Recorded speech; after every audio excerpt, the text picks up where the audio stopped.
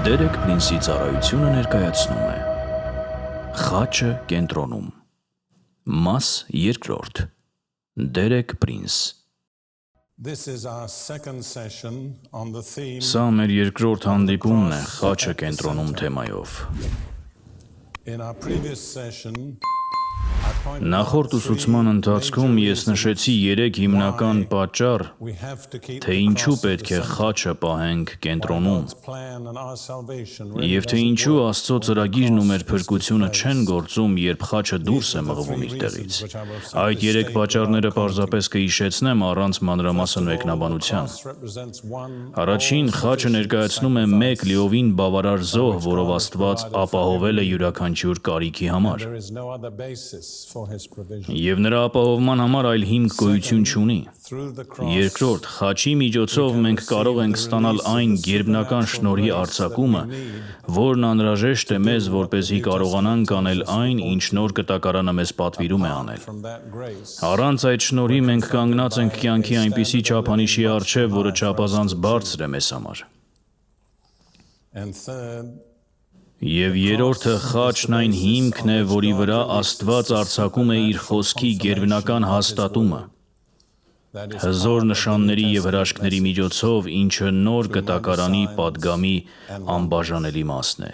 Միայն այն ժամանակ, երբ ավետարանի պատգամը հաստատվում է այդ ձևով, կարող ենք Պողոսի հետ ասել, որ ամբողջությամբ քարոզել ենք ավետարանը։ Հիմա ուզում եմ բերել ևս 3 պատճառ, թե ինչու պետք է խաչը պահենք կենտրոնում։ Իմ հաջորդ պատճառը բաժանվում է 2 մասի։ Այսպիսով, եթե առաջին 3-ին գումարենք, երկրորդ 3-ը կստացվի 6, իսկ եթե 6-րդ կետը բաժանենք 2 մասի, կստացվի 7։ Երբ հասնում եմ 7 թվին, միշտ բավարարված եմ լինում։ Զգում եմ, որ վերջապես ամբողջական պատկերն ունեմ և այլևս ոչինչ փնտրելու կարիք չկա։ Հաջորդ պատճառը չափազանց կարևոր է։ Սա հենց այն բաներից է, որ մեր թշնամին ամեն կերպ կուզենա, որ երբեք չբացահայտենք։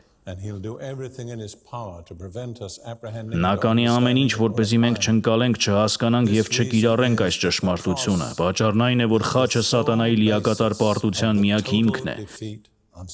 Խաչի միջոցով Քրիստոսը սատանային հասցրեց ամբողջական, մշտական և անշրջելի պարտության։ Սատանան այլևս չի կարող փոխել այդ փաստը։ Նա դա հասկացավ չափազանց ուշ, որովհետև երբ կազմակերպեց Հիսուսի մահը խաչի վրա, իրականում կազմակերպեց սեփական պարտությունը։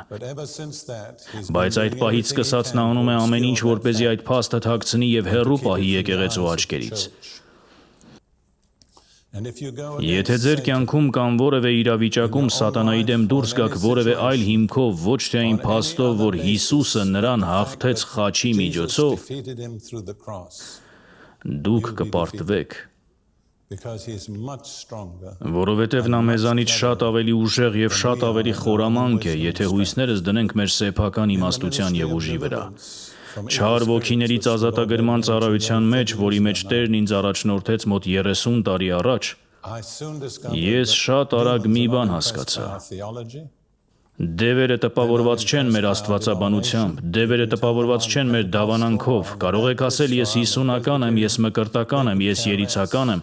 նրանց համար դա ոչինչ չի նշանակում։ Բայց երբ նրանց հետ գործ ունեք այն հիմքի վրա, ինչ Հիսուսն իրականացրեց խաչի վրա, այդ ժամանակ իսկապես ճշմարիտ է, որ դևերը հավատում են և դողում։ Ես բազմիցս եմ տեսել դևերի, որոնք դողում էին, երբ բախվում էին այն իրականությանը, որ սատանան պարտություն է կրել խաչի միջոցով։ Ուզում եմ անդրադառնալ Կողոսացիների 2-րդ գլխի 13-ից 15 հատվածին։ Պետք է ասեմ, որ սա բավականին բարդ խոսք է, և ես ժամանակ չեմ ունենա այն ամբողջությամբ բացատրելու։ Հուսով եմ Սուրբ Հոգին այն պարզ կդարձնի ձեզ համար։ Կողոսացիներին 2-րդ գլուխ 13-ից 15 խոսքեր։ Եվ ձեզ, որ մի ժամանակ մեռած էիք մեղքերի ու ձեր մարմնի անթլպատության մեջ, իր հետ կենդանացրեց մեր բոլոր հանցանքները ներելով, և ջնջեց մեր դեմ դատավճռի ձեռագիրը և այն մեջտեղից վերացրեց ու խաչապայտին գամեց։ Իշխանություններին եւ պետություններին մերկացնելով հայտնապես խայտառակեց ու նրանց հաղթեց նրանով։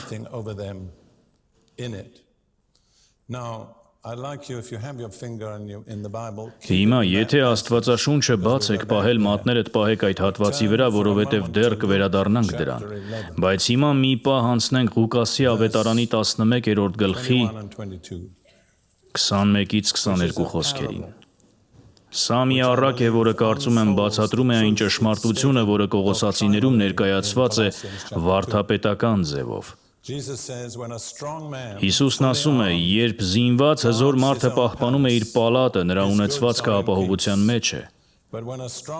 Բայց եթե նրանից ավելի զորավորը գա ու նրան հաղթի, կհանի նրա զենքերը, որոնց վրա հույս էր դրել, ու նրա ավարն էլ կբաժանի։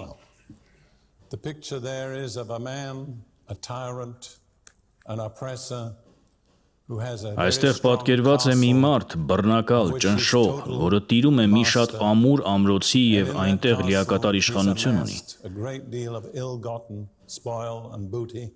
Այդ ամրոցում նա կուտակել է մեծ քանակությամբ ավար և կողոպուտ, որը ձեռք է բերել իր ճնշած մարդկանցից։ Նրա իշխանության տակ են գտնվում նաև բազմաթիվ ստրուկներ, որոնց նա ստիպում է կատարել իր կամքը։ Նա նստած է այնտեղ ամբողջովին զինված և իր կարծիքով անպարտելի։ Բայց գալիս է մեկ ուրիշը, որն իրենից ավելի զորավոր է, հարձակվում է նրա վրա, հաղթում է նրան և ուշադրություն դարձրեք, վերցնում է նրանից բոլոր զենքերը, ապա ազատում է գերիներին և թալանում է նրա ունեցվածքը։ Հիմա ով է առաջին ուժեղ մարդը։ Սատանան, ճիշտ է։ Իսկ երկրորդ ուժեղ մարդը Հիսուսն է։ Ուրեմն սա փոքրիկ առակ է այն մասին, թե ինչ արեց Հիսուսը։ Սատանան ամեն ինչ իր վերահսկողության տակ ուներ։ Նա ստրկացրել էր մարդկությանը, մեզ զրկել էր այն բոլոր օրհնություններից և հարստություններից, որոնք մեր Հայր Աստվածը նախատեսել էր մեզ համար, և նստած էր այնտեղ կարծես անպարտելի։ Այնուհետև փառք Աստծո եկավ Հիսուսը, և առանց որևէ ռազմական զենքի, խաչի միջոցով Հիսուսը սատանային հասցրեց լիակատար, մշտական և անշրջելի պարտության։ Հաղթելով նրան, նա վերցրեց նրանից բոլոր զենքերը, ապա ասաց գերիներին. այժմ դուք կարող եք ազատ գնալ, և ավելացրեց. մինչ գնում եք, կարող եք ձեզ հետ վերցնել նաև ավարից ինչ կցանկանաք։ Սա հենց Հիսուսի նկարագրությունն է այն բանի, թե ինչ նա իրականացրեց խաչի վրա իր մահվամբ։ Հիմա վերադառնանք Կողոսացիների 2-րդ գլխի 13-ից 15 խոսքերին և տեսնենք, թե ինչպես նա դա արեց։ Կարծում եմ հատկապես վայելում եմ այս թեման, որովհետև փիլիսոփայության անցյալ ունեմ, երբեմն փիլիսոփա եղած լինելն իր առավելություններն ունի։ Ես սովորել եմ տրամաբանել, չեմ կարծում, որ հիմա կարող եմ այնքան խորանալ, որքան կուզենար իմ միտքը, բայց 15-րդ համարում ասվում է, որ Հիսուսը զինաթափեց իշխանություններին և զորություններին։ Ում իշխանություններն ու զորություններն էին դրանք։ Սատանայի, ճիշտ է։ Նույն իշխանություններն ու զորությունները, որոնց մասին խոսվում է Եփեսացիների 6-րդ գլխի 12-րդ խոսքում, որովհետև մեր պատերազմն արյան և մարմնի դեմ չէ, այլ իշխանությունների և պետությունների դեմ, այս խավար աշխարհի տիրակալների դեմ, երկնքում գտնվող չար ոգիների դեմ։ Այսպիսով Հիսուսը հաղթեց նրանց և զրկեց նրանց զենքերից։ Նա հրապարակավ խայտառակեց նրանց։ Բայց հիմա պետք է հասկանանք, թե ինչ հիմքի վրա նա դա արեց։ Որովհետև մինչև չհասկանանք այդ հիմքը, կարող ենք դրան հավատալ տեսականորեն, բայց չենք կարող կիրառել գործնականում։ Ո՞րն է սատանայի ամենամեծ զենքը մարդկության դեմ։ Կարող եք տարբեր պատասխաններ տալ, բայց ես միայն մեկ պատասխան կընդունեմ։ Ոչ, կարծում եմ ինչ-որ մեկը շատ մեղմ ասաց, մեղավորությունը, ճիշտ է։ Տեսեք, մի փոքր պատկերացում տամ, պարզապես իմ երևակայությունից, թե ինչ կարող էր տեղի ունեցած լինել անհիշելի ժամանակներում։ Մենք գիտենք, որ առնվազն Հոբի ժամանակ Սատանան մուտք ուներ Աստծո ներկայության մեջ, երբ հրեշտակները գալիս էին Աստծո առաջ ներկայացնելու իրենց կատարած գործերի հաշվետվությունը, Սատանան նույնպես նրանց հետ եկավ։ Դա շատ բնորոշ է նրան։ Նրա վերաբերմունքը կարծես այսպիսին էր. լավ Աստված, ես գիտեմ, որ սխալվել եմ, բայց ահա ես այստեղ եմ, դեռ գալիս եմ քո ներկայության մեջ։ Եվ որքան ես եմ հասկանում, Սատանային ճանաչեց միայն Տերը, հասկանում եք։ Որովհետև Պողոսն ասում է, որ նա կարող է կերպարանափոխվել որպես լույսի հրեշտակ։ Այնուհետև կհիշեք, որ Աստված և Սատանան քննարկում ունեցան Հոբի մասին։ Արդյոք ուրախ եք, որ այն մարդը դուք չէիք, որի մասին այդ քննարկումն էր։ Ամեն դեպքում, ես պատկերացնում եմ Սատանային, նա լկտի է, հանդուգն է, պարծենկոտ և մեծախոս։ Երբեմն պատկերացնում եմ, թե նա Աստծուն ասում է. լսիր Աստված, ես գիտեմ, որ դու արդար, արդարադատ և սուրբ Աստված ես, դա բավական լավ գիտեմ։ Գիտեմ, որ ես ապստամբ եմ։ Եվ տեսնում ես այդ կրակի ու ծծմբի լիճը, որը ոչ երկնքում է, ոչ էլ երկրի վրա, այլ արտաքին խավարում։ Գիտեմ, որ այնտեղ եմ գնում, Աստված։ Գիտեմ, որ արժանի եմ այնտեղ գնալու։ Ես դրա շուրջ չեմ վիճում, բայց ուզում եմ մի բան ասել քեզ։ Տեսնում ես այն մարդկանց, որոնց ստեղծել ես քո պատկերով և նմանությամբ, և որոնց այդքան սիրում ես։ Ես նրանց էլ ինձ նման ապստամբ դարձրի։ Դու դա գիտես։ Ուրեմն Աստված հիշիր սա, երբ ինձ ուղարկես այդ կրակի լիճը, քո արդարությունը պահանջում է, որ նրանց էլ ուղարկես այնտեղ։ Ուղղակի հիշիր դա, նախքան ինձ ու իմ հրեշտակներին այնտեղ ուղարկելը։ Եվ ես պատկերացնում եմ, որ Աստված պարզապես լուռ է մնում։ Երբեմն Սատանայի հետ վարվելու լավագույն ձևը նրա հետ չվիճելն է։ Դա իսկապես վիրավորում է նրա զգացմունքները։ Եթե անտեսես նրան, դա շատ է զայրացնում նրան։ Աստված ոչինչ չասաց, բայց նա ծրագիր ուներ։ Գիտեք որն էր այդ ծրագիրը Հիսուսն էր։ Եվ ահա գալիս է Հիսուսը, վերջին Ադամը։ Նա ամբողջովին նույնացվել է ադամական ցեղի հետ։ Սատանան հարձակվում է նրա վրա և կազմակերպում նրա մահը։ Բայց երբ նա մահանում է խաչի վրա, նա ամբողջ ադամական ցեղի ներկայացուցիչն է և մեր ամբողջ մեղավորությունը դրվում է նրա վրա։ Նա վճարում է ամբողջ պատիժը։ Երբ նա մեռնում է և թաղվում, մեր մեղավորությունը վերանում է, եթե մենք հավատանք։ Մենք պետք է դա ընդունենք հավատքով։ Այսպիսով հասկանում եք, թե ինչ է արել Աստված։ Նա ճանապարհ է բացել, որպեսզի մարդկությունը ազատվի կրակի լճից, և միևնույն ժամանակ իր արդարության մեջ նա կարող է ներել մեզ և պատժել Սատանային։ Աստվածաշնչում ոչ մի տեղ նույնիսկ ակնարկ չկա, որ Սատանային որևէ այլ ճակատագիր է սպասում բացի կրակի լճից։ Հիսուսն իր վրա չվերցրեց հրեշտակների բնությունը, նա հրեշտակների փրկագնողը չէ։ Նա վերջին Ադամն է, նա ամբողջ ադամական ցեղի փրկագնողն է, բայց միայն ադամական ցեղի։ Եվ այն բաներից մեկը, որ կարծում եմ հավիտենությունն էլ բավական երկար չի լինի հասկանալու համար, այն է, թե ինչու Աստված այդքան շատ սիրեց ադամական ցեղը։ Կարծում եմ սա Աստվածաշնչի ամենազարմանալի փաստերից մեկն է, իսկ Աստվածաշնչում զարմանալի փաստերը շատ են։ Եթե կարդում եք Աստվածաշունչը և երբեք չեք զարմանում, կարծում եմ այն իրականում չեք հասկացել։ Սա զարմանահրաշ գիրք է։ Հիսուսի արածի հիման վրա հասկանում եք, Աստված այժմ կարող է արդարացիորեն պատժել Սատանային, երբ կամենա, և արդարացիորեն արդարացնել նրանց, ովքեր ընդունում են Հիսուսի զոհն իրենց փոխարեն։ Մենք չենք արդարացվում, եթե չենք օգտվում այդ զոհից։ Աստված Հիսուսի մահվան միջոցով երկու բան արեց, որպեսզի ազատի մեզ մեղավորությունից։ Առաջինը, նա լուծում տվեց անցյալին։ Այսպիսով 13-րդ համարի վերջում ասվում է. նա ներեց մեզ մեր բոլոր հանցանքները։ Մեր անհնազանդության բոլոր գործերի պատիժը եկավ Հիսուսի վրա։ Այսպիսով Աստված առանց իր արդարությունը խախտելու կարող է ներել մեզ։ Անցյալը մաքրված է։ Եվ եթե իսկապես Հիսուսին հավատացել եք և ընդունել եք նրա ապահոված փրկությունը, ապա երկնքի արձանագրություններում ձեր անցյալի դեմ ոչինչ չկա։ Ձեր երբևէ գործած յուրաքանչյուր չար արարք ջնջված է։ Աստված դրանք նետել է իր մոռացության ծովը և ասել է, որ այլևս չի հիշելու դրանք։ Գիտեք թե Քորիթենբումը ինչ էր ասում, Աստված այնտեղ ցուցանակ է դրել, որի վրա գրված է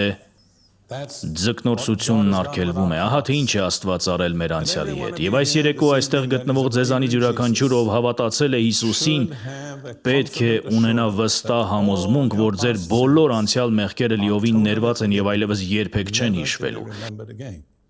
Իհարկե, եթե կան մեղքեր, որոնք գործել եք և դեռ չեք խոստովանել, դա պարտադիր չէ, որ ճիշտ լինի։ Ոստի լուծումը դրանք խոստովանելն է։ Եթե խոստովանենք մեր մեղքերը, ինչ է տեղի ունենում։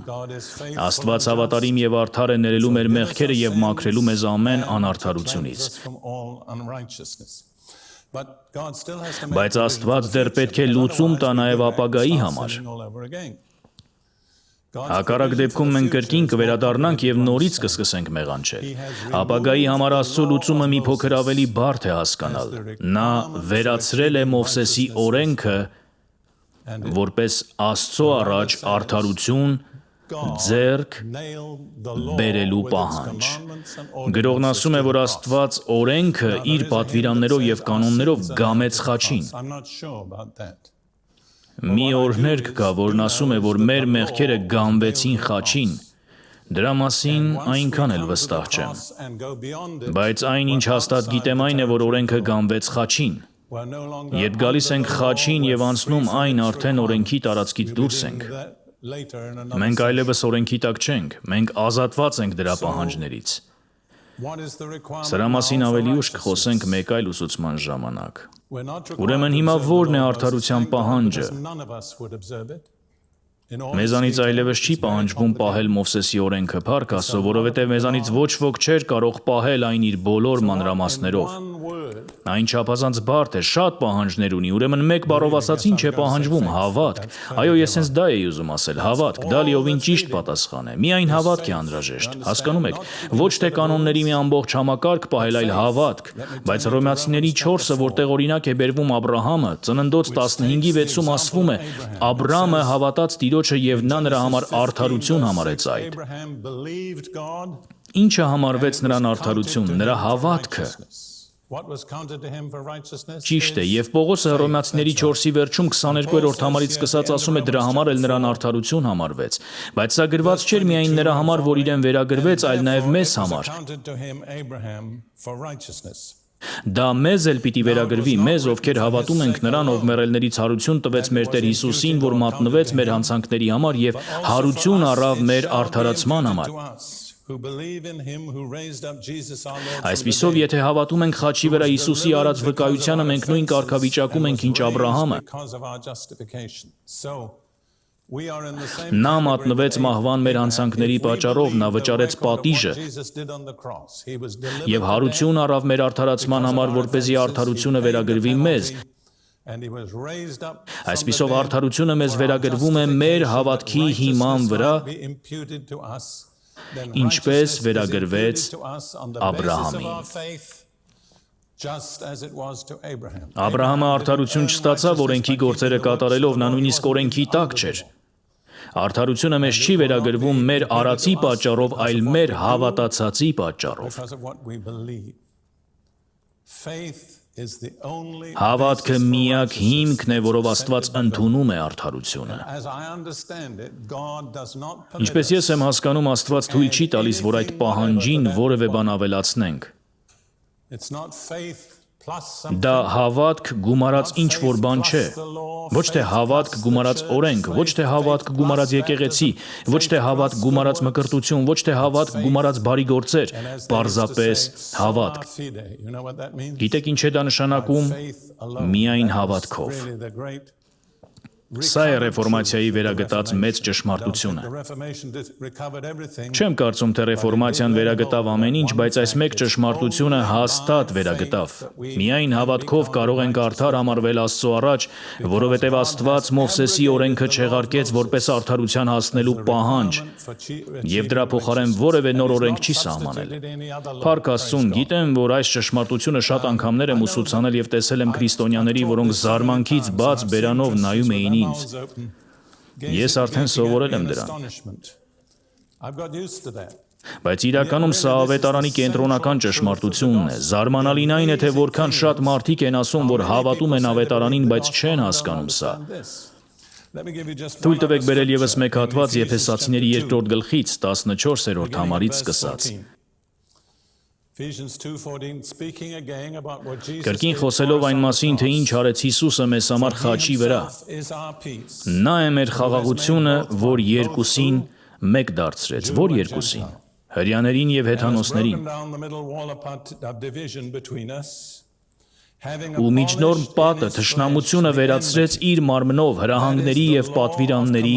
օրենքը ջնջելով։ Նա իր մարմնի մեջ իր մահվան միջոցով վերացրեց պատվիրանների օրենքը, որը կազմված էր կանոններից եւ այդպիսով վերացրեց թշնամությունը։ Տեսնում եք, օրենքը խաղաղություն չի բերում, այլ թշնամություն է բերում։ Նախ այն թշնամություն է ստեղծում հրեայի եւ ոչ հրեայի միջև։ Այդպես եղել է մոտ 4000 կամ առնվազն 3500 տարի։ Ահա հրեաները այս ամենն անելով եւ ասելով, սա է մեզ արդար դարձնում։ Իսկ ահա մնացած բոլորս դա չանելով եւ ասելով, մենք ձեզանից ոչ պակաս լավն ենք, գուցե նույնիսկ ավելի լավը։ Բացի այդ, օրենքը թշնամություն է ստեղծում նաև Աստծո եւ մարդու միջև, որովհետև երբ մենք օրենքի տակ ենք մտնում եւ խախտում այն, դառնում ենք Աստծո թշնամիները։ Ուստի որպեսզի մենք կարողանայինք արդարություն ձեռք բերել, Աստված պետք է մի կողմ դներ Մովսեսի օրենքի պահանջները, եւ այստեղ ասվում է հրահանգների եւ պատվիրանների օրենքը։ Եթե ցանկանում եք տեսնել մեկ այլ թարգմանություն, որը շատ հստակ է արտահայտում դա, նայեք միջազգային նոր թարգմանությանը։ Այն չափազանց պարզ է ասում։ Տեսնում եք, մեզանից շատերը նման են խեղդվող մարդու, որը կարճել է մի տախտակից, եւ այդ տախտակը օրենքն է։ Մեզ թվում է, եթե բաց թողնենք այդ տախտակը, կխեղդվենք։ Բայց ճշմարտությունն այն է, որ պետք է խեղդվենք եւ նորից դուրս գանք, որովհետեւ այդ տախտակը մեզ չի փրկի։ Ուրեմն ո՞րն է արդար լինելու գաղտնիքը մեկ բառով։ Հավատքը։ Լսեք, դրա հրաշալի օրինակ կա Ղուկասի ավետարան 22-րդ գլխում, վերջին ընթրիքի ժամանակ։ Հիսուսը զգուշացնում է Պետրոսին, որ այդ գիշեր 3 անգամ ուրանալու է իրեն։ Եվ 31-ից 32 համարներում ասում է նրան. Եվ Տերն ասաց. Սիմոն, Սիմոն, ահա սատանան ուզեց ձեզ ցորենի պես մաղել, բայց ես քեզ համար աղոթեցի։ Իսկ ինչի համար աղոթեց? Որ նա չուրանա իրեն։ Ոչ, որ քո հավատը չպակասի։ Պետրոս, դու շատ սխալ բաներ ես անելու, բայց եթե շարունակես հավատալ, ես քեզ կհասցնեմ մինչև վերջ։ Սա բարի լուր չէ։ Եթե միայն շարունակենք հավատալ, Աստված մեզ կհասցնի նպատակին։ Մենք կարող ենք ունենալ մեր խնդիրները, կարող ենք ունենալ մեր պարտությունները, բայց մեր հավատը շարունակաբար մեզ համար արդարություն է համարվում։ Եթե վերադառնաք Աբրահամի պատմությանը, շատ հետաքրքիր բան կտեսնեք։ Աբրահամն այդ ամենից հետո բավական շատ սխալներ արեց։ Նա նույնիսկ թույլ տվեց, որ իր կինը տարվի հեթանոսական հարեմ։ Դա իհարկե լավ բան չէր։ Աստված հավանություն չէր տալիս դրան, բայց նույնիսկ այն ժամանակ, երբ նա այդ բանն էր անում, նրա հավատը շարունակում էր նրան արդարություն համարվել։ Տեսնում եք, եթե կարողանայիք իսկապես հասկանալ սա, թեթևացած շունչ կքաշեիք։ Ես չեմ ասում, թե Աստված խրախուսում է մեզ վատ բաներ անել, բայց եթե մենք անկեղծորեն փորձում ենք անել այն, ինչ նա ցանկանում է, նույնիսկ եթե որոշ սխալ բաներ անենք, մեր հավատը շարունակում է մեզ արդարություն համարվել։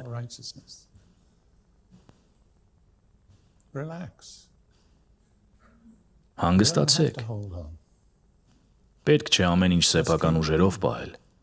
Պարզապես շարունակեք հավատալ։ Ահա եւ ամբողջը։ Եվ այս ապահովման միջոցով Աստված մեզ հնարավորություն է տվել ազատ լինել մեղավորությունից։ Խաչի շնորհիվ Սատանան այլևս ոչինչ չունի, որով կարող է մեզ մեղադրել։ Նայեք Հռոմեացիներին 5-րդ գլխի առաջին խոսքին։ Իրականում կարիք էլ չկա նայելու, ձեզանից շատերն այն գիտեն։ Արդարացած լինելով հավատքով խաղաղություն ունենք Աստծո հետ։ Եվ նույնիսկ ավելի առաջ Հռոմեացիներին 8-րդ գլխի առաջին խոսքում ասվում է. «Ուստի այժմ ոչ մի դատապարտություն չկա»։ Որքան դատապարտություն, ոչ մի դատապարտություն։ Արդյոք դա նրանց համար է, ովքեր պահում են օրենքը։ Ոչ,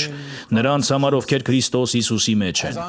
Ինչպես ես եմ հասկանում Հռոմեացիներին թուղթը եւ դրա մասին վերջերս ուսուցանել եմ տեսաշարքում, այնտեղ ուխտագնացություն կա առաջին գլխից մինչև 8-րդ գլուխ։ Ես այն կոչում եմ հռոմեական ուխտագնացություն, եւ 8-րդ գլուխն այն նպատակակետն է, որին բոլորս պետք է ձգտենք։ Հոգով ղեկավարվող կյանքում։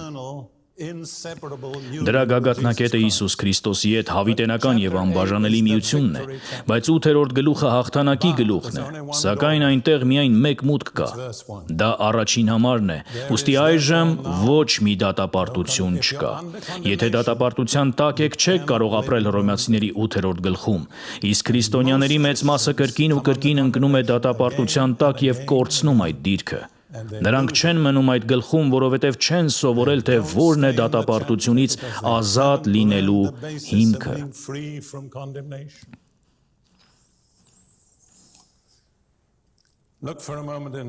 Մի պահ նայենք Հայտնություն 12-րդ գլխին, այստեղ մեր թշնամու շատ հստակ պատկերն ենք տեսնում։ Ոմանք ասում են, թե սա արդեն տեղի է ունեցել, անձամբ ես կարծում եմ, որ դա դեռ ապագայում է, բայց այս պահին չեմ վիճի այդ հարցի շուրջ։ Այստեղ նկարագրվում է, թե ինչպես են Սատանան եւ նրա հրեշտակները դուրս նետվում երկնքից։ Այնուհետև 10-րդ համարում ասվում է. «Եվ երկնքից ուժեղ ձայն լսեցի, որ ասում էր. այժմ եղավ մեր Աստծո փրկությունը, զորությունն ու թագավորությունը, իշխանությունը նրա օծյալի, որովհետև ընկավ մեր եղբայրների դեմ չարախոսը, որ գիշեր ու զօր մեր Աստծո առաջ չարախոսում էր նրանց մասին»։ Եթե սա դեռ ապագա է, ապա դա մեզ ասում է, թե Սատանան այժմ որտեղ է եւ ինչ է անում։ Ինչ է նա անում։ Նա մեզ մեղադրում է։ Գիտակցում եք դա, ահա թե ինչու երբեմն ունենում եք այդ մութ, ծանր, ճնշող զգացումները։ Ձեր շուրջը մեղավորության մթնոլորտ է ստեղծվում եւ դուք պետք է սովորեք, թե ինչպես վարվել դրա հետ։ Ինչու է նա մեզ մեղադրում։ Որն է նրա նպատակը։ Նա ուզում է ապացուցել, որ մենք ինչ ենք։ Մեղավոր, ճիշտ է։ Դուք կարող եք հարցնել, ինչու Աստված նրան չի կանգնեցնում։ Ինչպես ես եմ հասկանում, Աստծո պատասխանը սա է, որովհետև ես քեզ իշխանություն եմ տվել նրան կանգնեցնելու համար։ Ես չեմ անի քեզ համար այն, ինչ դու ինքդ կարող ես անել։ Եվ հաջորդ համարը մեզ ասում է, թե ինչպես կանգնեցնել նրան։ Եղբայրներ եւ քույրեր, դրա համար ես ձեզանից վճար չեմ վերցնում, բայց եթե նույնիսկ գումար վճարեիք ինձ, չկա այնպիսի գումար, որը կարողանար արժանալ այն, ինչ հիմա պատրաստվում եմ ասել ձեզ։ Որովհետև սա մեղավորության խնդրի պատասխանն է։ Ինչ է այն։ Նրանք հաղթեցին նրան։ Ում։ Ով է այդ նրան։ Տեսնում եք, որ Աստծո ժողովրդի եւ Սատանայի միջև անմիջական պայքար կա։ Նրանք հաղթեցին նրան։ Ոմանք սիրում են ասել, թե Սատանան քրիստոնյաներին ոչ մի խնդիր չի պատճառում։ Դա ճիշտ չէ եւ աստվածաշնչյան էլ չէ։ Ինչպես հաղթեցին նրան։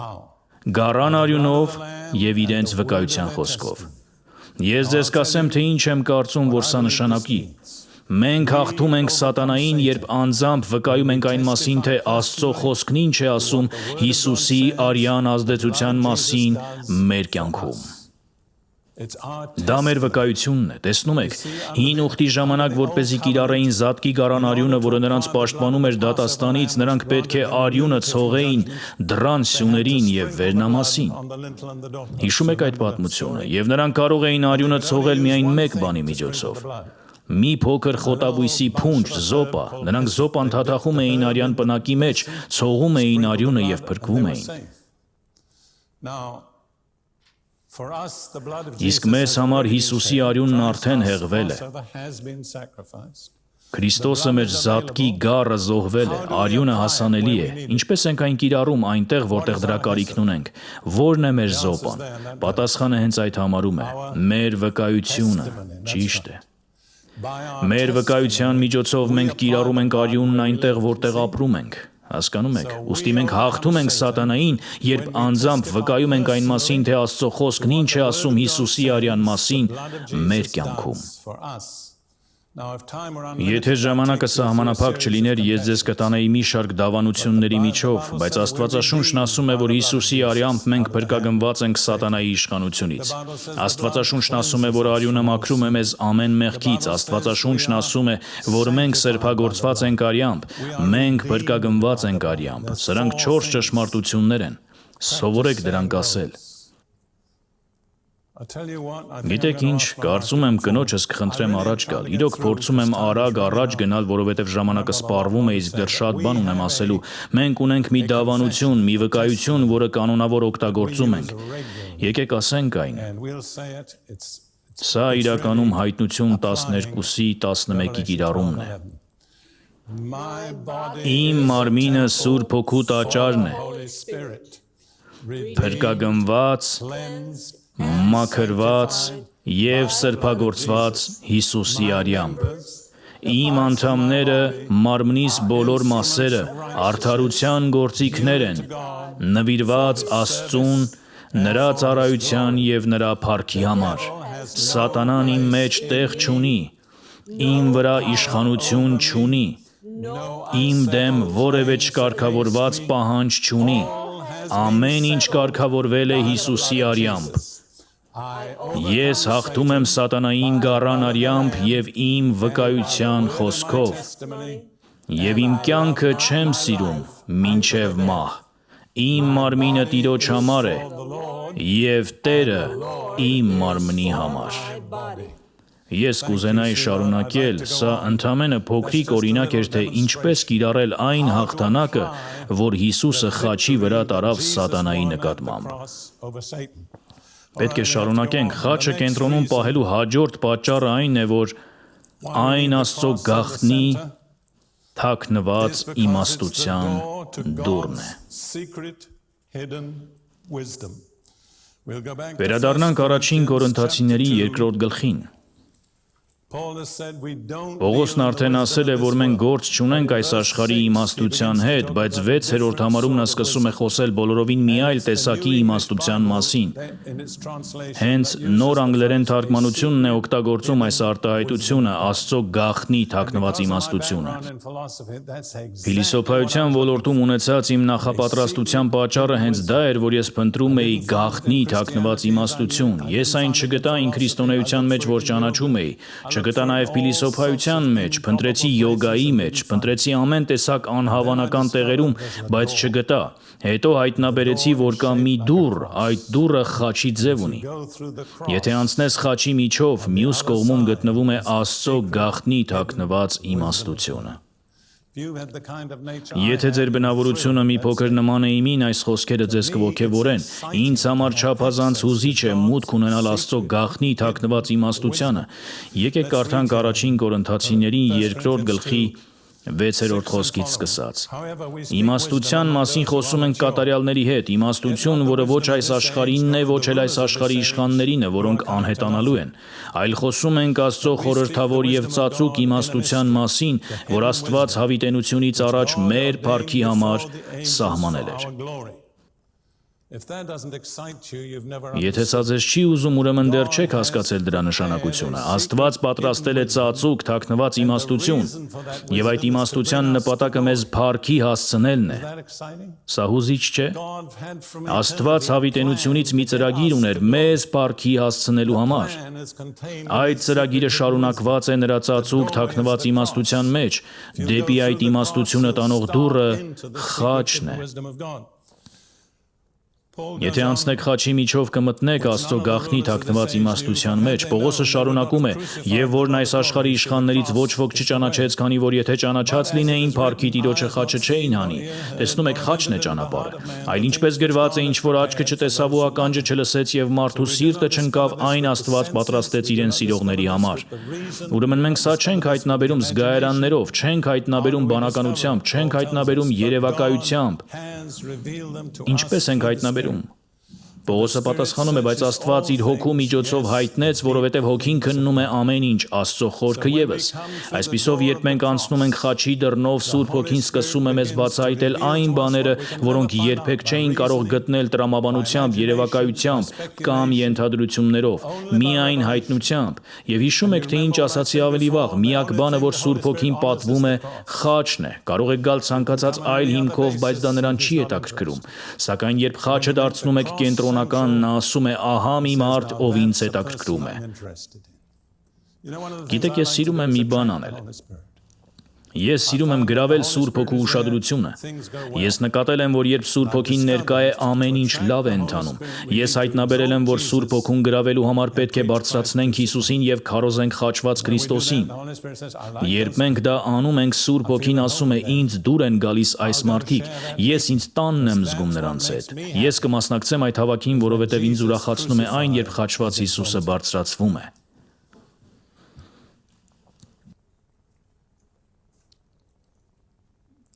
Եկեք մի պահ նայենք Փիլիպեցիներին 2-րդ գլխին։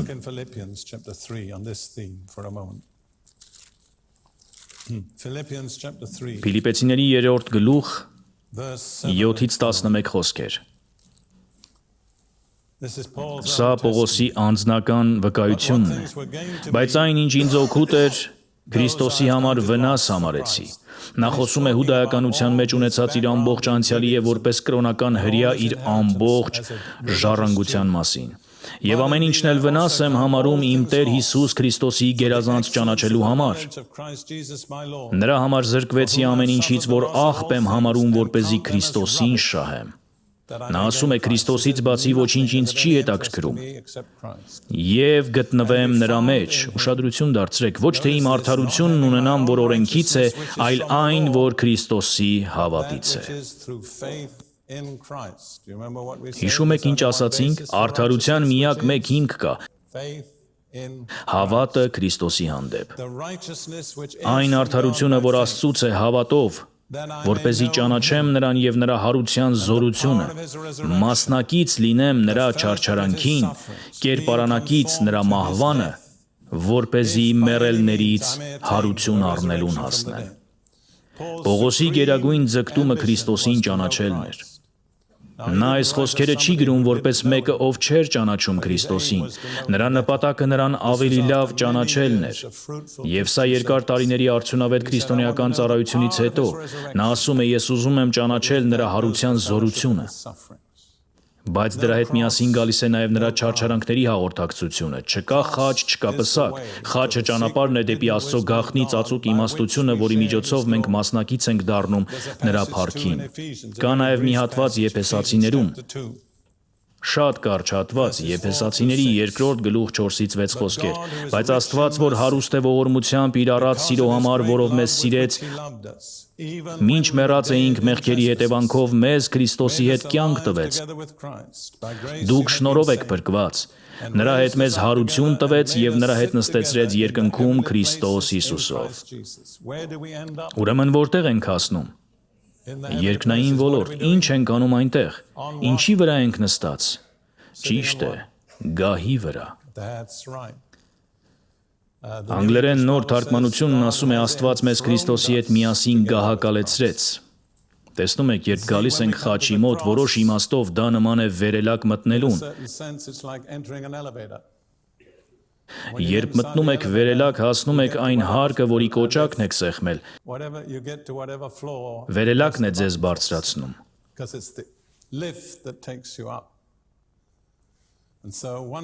Այդպես էլ, երբ Քրիստոսի մեջ ենք, Հիսուսի մահվան և խաչելության միջոցով նրա հետ կենդանանում ենք։ Դա հրաշալի է, նրա հետ հարություն ենք առնում։ Դա հզոր է։ Բայց դա դեռ վերջը չէ։ Վերելակը որտեղ է կանգնում։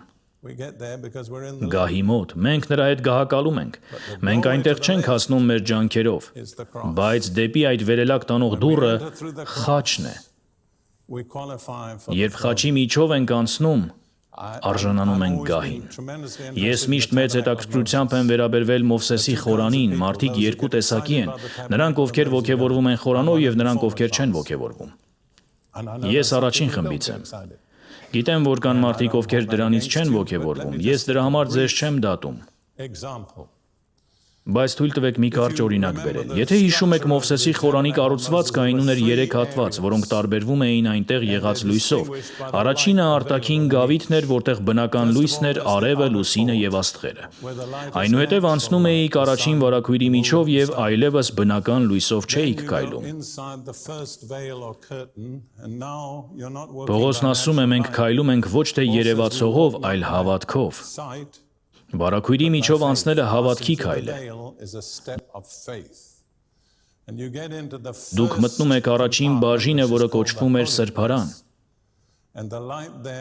Այնտեղ լույսը գալիս էր աշտանակից կամ ճրագակալից, որը վառվում էր ձիթապտղի յուղով։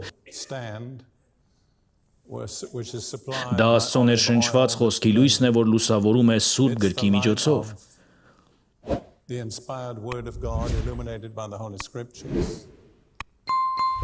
Բայց դա դեռ ձեր վերջնական նպատակակետը չէ։ Տեսնում եք, առաջին վարագույրի միջով անցնելը հարությունն է։ Բայց երկրորդ վարագույրի միջով անցնելը համբարձումն է։ Երկրորդ վարագույրի ներսում սրբությունների սրբոցում դուք գահի վրա եք։ Այնտեղից են իրականացվում Հիսուսի երկու գերագույն ծառայությունները որպես թագավոր եւ որպես քահանա։ Այնտեղի լույսը մոմի լույս չէ, իրականում հետաքրքիրն այն է, որ եթե ներս մտնեք, այնտեղ ամբողջովին մութ է, լույսի որևէ աղբյուր չկա։ Հետաքրքիր է, ձեզանից քանիսը կընտրեին դա որպես նպատակակետ։ Մի փոքրիկ սենյակ խորանարդաձև առանց որևէ լույսի եւ ընդամենը մեկ կահույքով։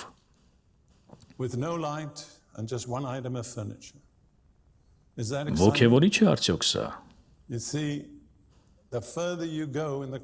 Տեսնում եք, որքան առաջ եք գնում քրիստոնեական կյանքում, այնքան քիչ բան է մնում, որ ձեզ շեղի։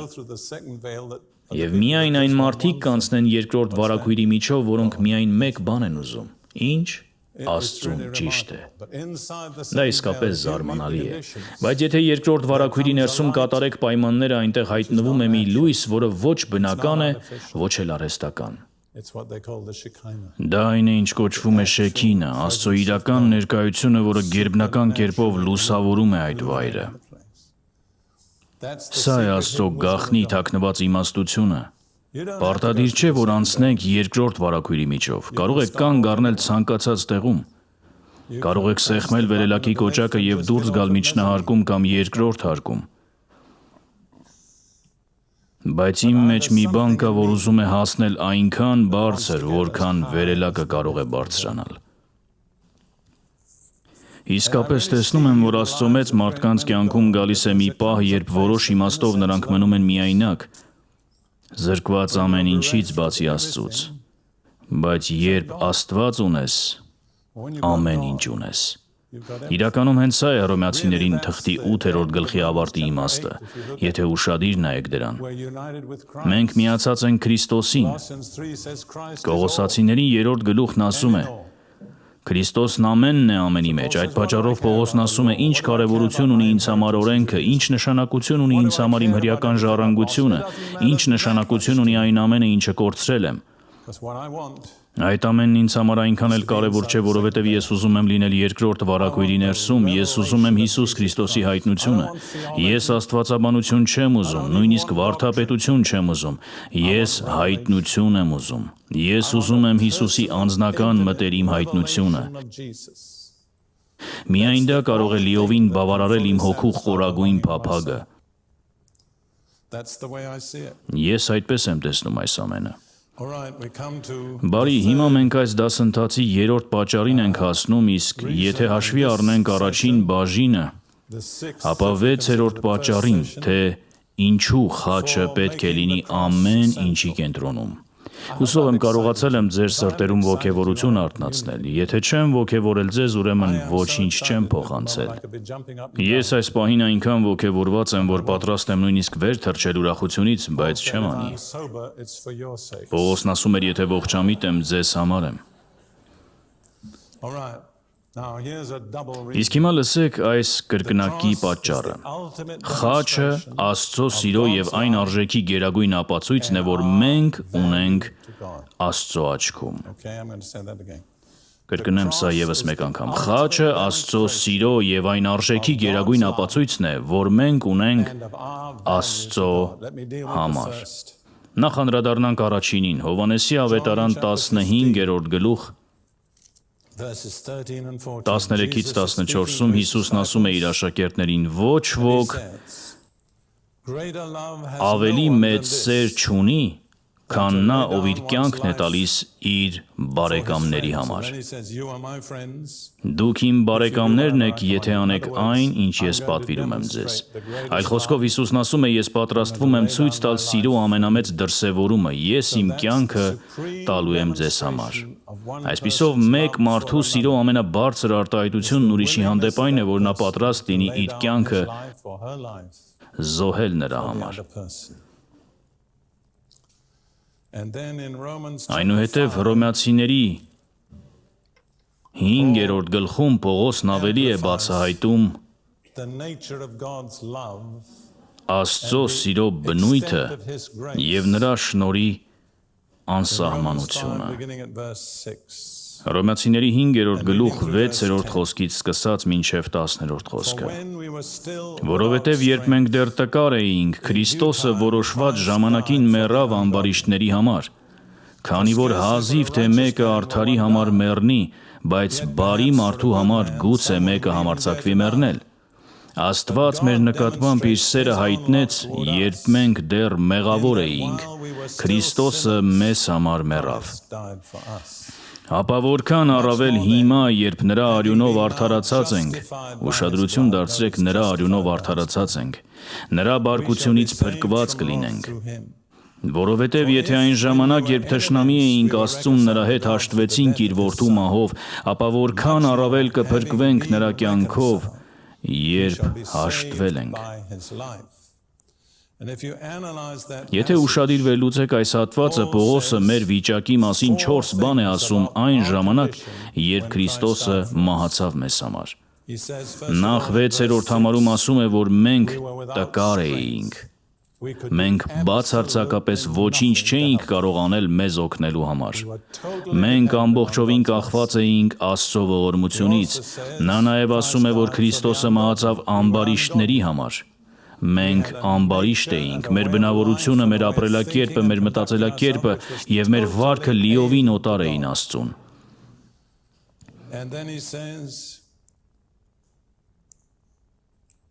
Այնուհետև 8-րդ համարում ասում է.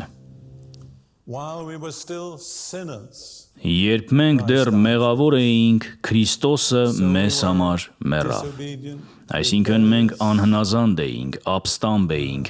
և ոչ մի կերպ չէինք ձգտում հաճեցնել Աստծուն։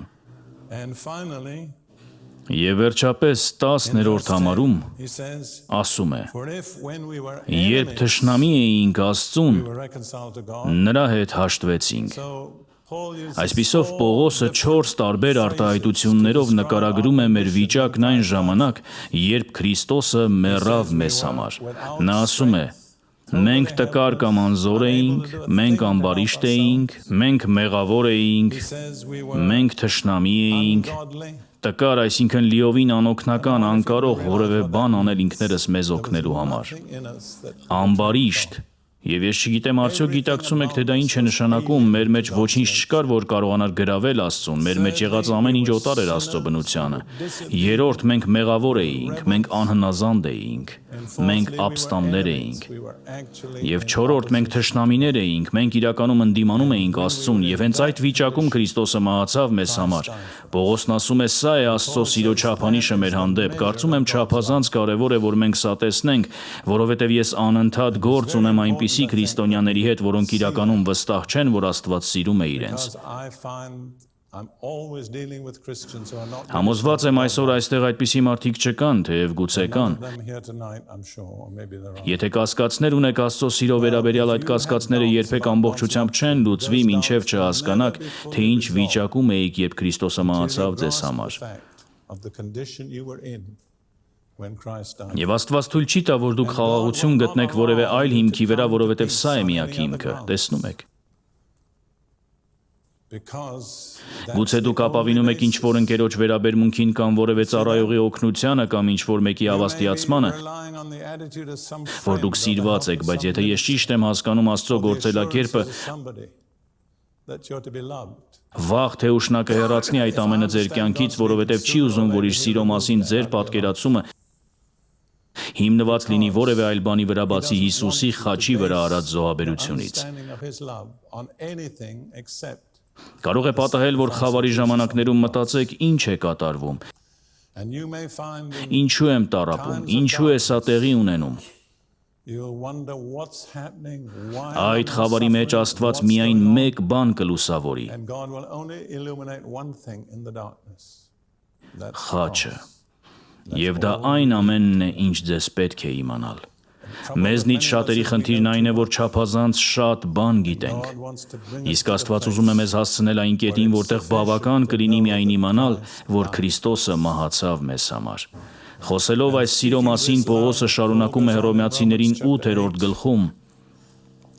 35-ից 39 համարներում Հռոմեացիներին ուղերձի խնդիրն այն է, որ հետո այլևս չես կարողանում դրանից հեռանալ։ Հռոմեացիներին 8:35 Արդ Քրիստոսի սիրուց մեզ ով կբաժանի տառապանքը, նեղությունը, հալածանքը, սովը, մերկությունը, վտանգը, սուրը, ինչպես որ գրված է ամբողջ օրը քեզ համար սպանվում ենք եւ որպես մորթվելու ոչխար համարվեցինք։ Սա Աստծո ժողովուրդն է ասում։ Եվ այնուամենայնիվ նույնիսկ այս ամենի մեջ մենք չենք բաժանվում Քրիստոսի սիրուց։ Ուզում եմ, որ իմանաք, այսօր աշխարհի տարբեր մասերում շատ քրիստոնյաներ հենց հիմա ապրում են այս իրականության մեջ, եւ եթե ձեր փրկությունը չի կարող ձեզ անցկացնել նման իրավիճակների միջով, ապա պետք է վերանայեք ձեր հոգեվոր վիճակը։ Ոչ ոք երաշխիք չունի, որ 1 տարի անց մենք ինքներս չենք հայտնվի այդ նույն իրավիճակում։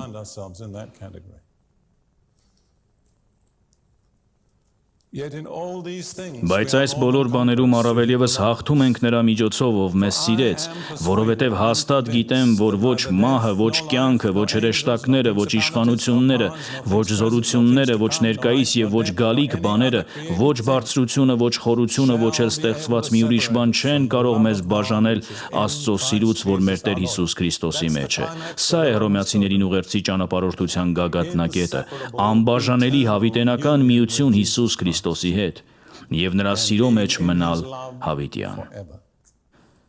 Հիմա ժամանակ ունենք նայելու խաչի միջոցով մեզ տրված հայտնության մյուս կողմին։ Առաջին հայտնությունն Աստծո սերն է, երկրորդը մեր արժեքը, մեր արժանիքը։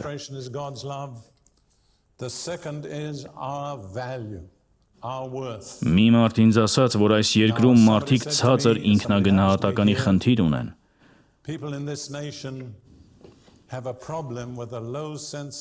Չգիտեմ դա լիովին ճիշտ է թե ոչ, բայց կարող եմ ասել, որ դա շատ տարածված խնդիր է Քրիստոսի ամբողջ մարմնի մեջ։ Եվ կրկին քո արժեքն իմանալու միայն մեկ իրական հիմք կա, դա խաչն է։ Տեսնում եք, ցանկացած բանի արժեքը որոշվում է նրանով, թե ինչ գին են պատրաստ վճարել դրա համար։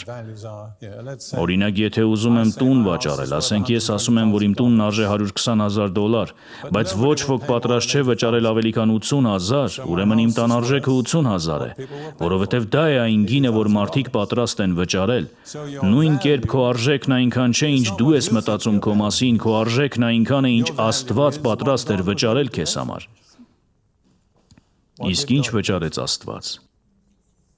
Ասեք ինձ, Հիսուսի արյունը։ Եկեք մի պահ նայենք Գործք առաքելոց 20-րդ գլխին։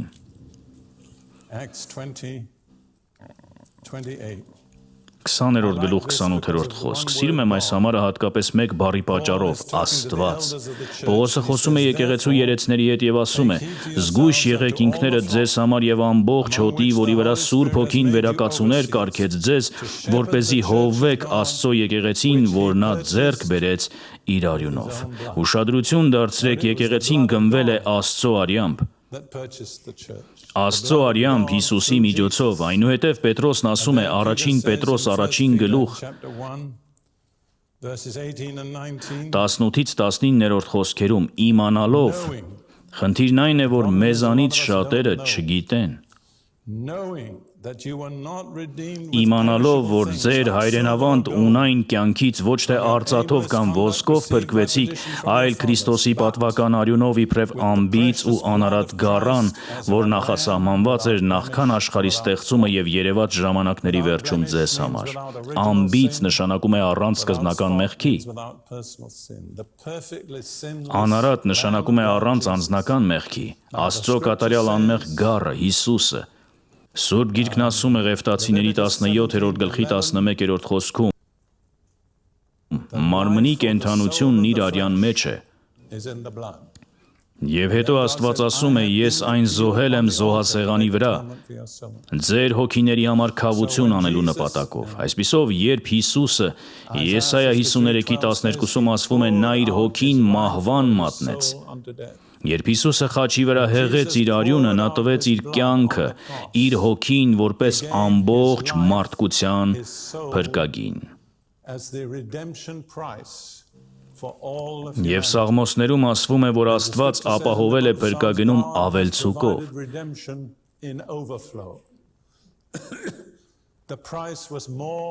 Վճարված գինը շատ ավելի մեծ էր, քան անհրաժեշտ էր։ Տեսնում եք դա, մի կատարյալ աստվածային կյանքն ավելի մեծ արժեք ուներ, քան պատմության բոլոր դարերում ապրած ամբողջ մարդկության բոլոր կյանքերը միասին։ Եվ այդ կյանքը ամբողջությամբ վճարվեց, որպեսզի մեզ հետ գնի սատանայի ձեռքից։ Աստվածաշունչն ասում է, որ մենք փրկագնված ենք Հիսուսի արյամբ։ Եվ Սաղմոս 107:2-ը խոսում է խոստովանության մասին։ Տիրոջ փրկվածները թող ասեն, որ իրենց փրկեց թշնամու ձեռքից։ Տեսնում եք, դուք իրականում չեք տիրապետում ձեր փրկագնմանը, մինչև չասեք դա։ Հենց ասելն է այն իրական դարձնում ձեզ համար։ Ես փրկագնված եմ Հիսուսի արյամբ սատանայի ձեռքից։ Կցանկանաք ասել դա. ես փրկագնված եմ Հիսուսի արյամբ սատանայի ձեռքից։ Թույլ տվեք ավարտել մի վերջին պատկերով, որը ես շատ եմ սիրում։ Մատթեոսի 13:45-ից 46-ում է գրված. Սա կարճ առակներից մեկն է։ Գիտեմ, որ այս առակը մեկնաբանելու բազմաթիվ եղանակներ կան եւ գուցե դուք այլ կերպ մեկնաբանեք այն, բայց խնդրում եմ մի փոքր համբերեք ինձ, որովհետեւ սա ինձ համար շատ իրական է։ Եթե կարողանամ դա ձեզ փոխանցել, այն օրհնություն կլինի ձեզ համար։ Դարձյալ երկնքի արքայությունը նման է մի վաճառականի, որը գեղեցիկ մարգարիտներ է որոնում եւ մի թանկագին մարգարիտ գտնելով գնում վաճառում է իր ամբողջ ունեցածը եւ գնում է այն։ Ինձ համար սա ի թիվս այլ բաների պատկերում է Հիսուսին որպես վաճառական, եւ նա գիտեր արժեքը, նա զբոսաշրջիկ չէր, նա գիտեր, թե ինչ են մարգարիտները։ Նա տեսավ մի մարգարիտ, որն այնքան արժեքավոր էր, որ վաճառեց իր ունեցած ամեն ինչ այն ձեռք բերելու համար։ Իմ պարզ պատկերացմամբ այս վաճառականը մարդկային մակարդակում տուն է վերադառնում եւ կինը հարցնում է. ինչու ես ոտքով եկել գրասենյակից։ Նա պատասխանում է. մեքենան վաճառեցի։ Մեքենան վաճառեցիր ինչի համար։ Եվ ոչ միայն դա, այլ նաև տունը վաճառեցի։ Տունն էլ վաճառեցիր, մենք ստիպված կլինենք գյուղ տեղափոխվել։ Ոչ, ագարակն էլ եմ վաճառել։ Ամեն ինչ վաճառել ես, այո, երբևէ ունեցածս ամեն ինչ։ Ամեն ինչ վաճառել ես ինչի համար, որովհետև գտա մի բան, որն այնքան արժեքավոր էր, որ արժեր ամեն ինչ։ Ինչ էր դա։ Նա բացում է իր ափը եւ ասում. այս մարգարիտն արժե այն ամենը, ինչ ես վճարեցի դրա համար։ Իսկ ո՞րն է այդ մարգարիտը։ Դու, մեկ մարդկային հոգի։ Եթե ամբողջ պատմության ընթացքում ոչ ոք էլ չփրկվեր, սիրելի եղբայր եւ քույր, նա միևնույն է կմահանար քեզ համար։ Ուստի երբ ավարտում ենք, ուզում եմ, որ քեզ պատկերացնես որպես այն մարգարիտը, որը Տիրոջ ձեռքում է։ Եվ ուզում եմ, որ լսես, թե ինչպես է Տերն ասում. Քեզ գնելու համար ես տվեցի իմ ունեցած ամեն ինչ։ Ահա թե որքան թանկ ես դու ինձ համար։ Այլևս երբեք թույլ մի տուր, որ լսեմ քեզանից, թե դու մեծ արժեք չունես, որովհետև իմ աչքում դու արժեիր ամեն ինչ։ Ես տվեցի իմ ունեցած ամբողջը։ Դու այնքան գեղեցիկ ես, այնքան կատարյալ։ Ես գիտեմ իրերի իրական արժեքը։ Այն ամենը, ինչ ես վաճառեցի, նույնիսկ չէր հավասարվում նրան, թե դու ինչ ես նշանակում ինձ համար։ Այս մարգարիտը իմ ձեռքում։ Հավատում ես դրան։ Կարող ես հավատալ դրան։ Եթե իսկապես կարողանաս հավատալ, դա ձեզանից շատերի կյանքը կփոխի։ Քո արժեքն այն է, ինչ Աստված վճարեց քեզ համար։ Թույլ մի տուր, որ աշխարհը քեզ ասի, թե որքան արժես, որովհետև աշխարհը կարող է ասել, որ շատ արժեք չունես, բայց դու արժես այն, ինչ Աստված վճարեց քեզ համար։ Կարող ես միայն մի բան ասել. Շնորհակալ եմ, Տեր։